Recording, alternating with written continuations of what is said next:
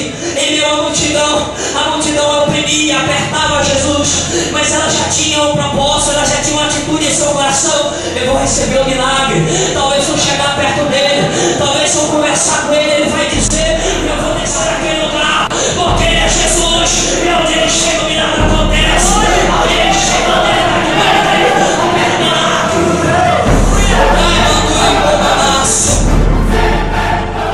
ele ficou curado, porque Jesus disse para ele: pega a tua cama, fala